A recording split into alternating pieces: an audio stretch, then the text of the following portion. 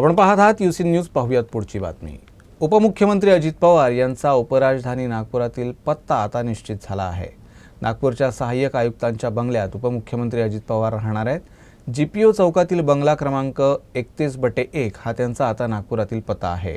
सार्वजनिक बांधकाम विभाग या बंगल्याची आता लवकरच डागडुजी करणार है. नागपुर के सिविल लाइन्स स्थित 31/1 पीडब्ल्यूडी का यह बंगला नागपुर में राज्य के दूसरे उप मुख्यमंत्री अजित पवार का अधिकृत सरकारी आवास होगा. नागपुर में चूंकि एक ही मुख्यमंत्री के बंगले की मौजूदगी है, ऐसे में सार्वजनिक निर्माण कार्य विभाग को उप मुख्यमंत्री अजित पवार और उनके पद के हिसाब से बंगला खोजने के लिए काफ़ी कवायद करनी पड़ी. हालांकि ये कवायद सफल हुई और नागपुर में सहायक पुलिस आयुक्त के इस बंगले को राज्य के दूसरे उप मुख्यमंत्री अजित पवार के लिए उपयुक्त पाया गया है. और यहाँ जो जानकारी हमारे पास निकलकर सामने आई है, इसका चयन हो जाने के बाद में अब यहाँ जो अधिकारी पुलिस के रह रहे हैं उन्हें दूसरे बंगले में शिफ्ट किया गया है. उस बंगले के रिनोवेशन का काम पूरा हो गया है.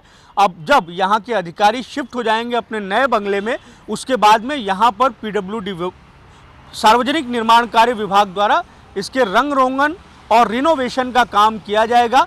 यह बंगला चूँकि उप मुख्यमंत्री का जो अधिकृत निवास स्थान है नागपुर में देवगिरी, मंत्रियों का जो निवास स्थान है रवि भवन, और इसके थोड़ा सा ही दूरी पर जाने के बाद में मुख्यमंत्री का निवास स्थान है और यहीं से कुछ ही दूरी पर विधान भवन भी है. तो ऐसे में ये बंगला उप मुख्यमंत्री अजित पवार और उनके द्वारा जो काम होने वाले हैं सरकारी, उसके लिए एकदम उपयुक्त पाया गया है.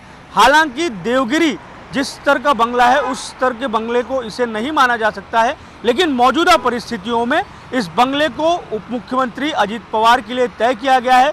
हमारे पास जो सूचना निकलकर सामने आई है, 1 तारीख से सार्वजनिक निर्माण कार्य विभाग द्वारा इस बंगले को रिनोवेट किए जाने का काम जो है वो शुरू कर दिया जाएगा. और अब एक तरीके से ये तय हो गया है कि राज्य के दूसरे उप मुख्यमंत्री अजित पवार कहाँ रहेंगे. पीडब्ल्यूडी का सिविल लाइन्स स्थित 31/1 बंगला जो अब तक पुलिस विभाग के मातहत था, यहाँ पर सहायक पुलिस आयुक्त का अधिकृत निवास स्थान हुआ करता था, वो अब राज्य के उप मुख्यमंत्री के बंगले के रूप में इसे पहचाना जाएगा.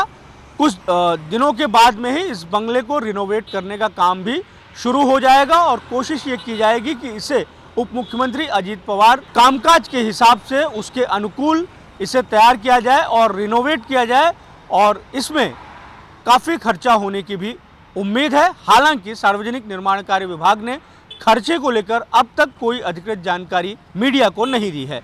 कैमरामैन दिनेश सातपुते के साथ दिव्येश द्विवेदी, यूसी न्यूज़, नागपुर.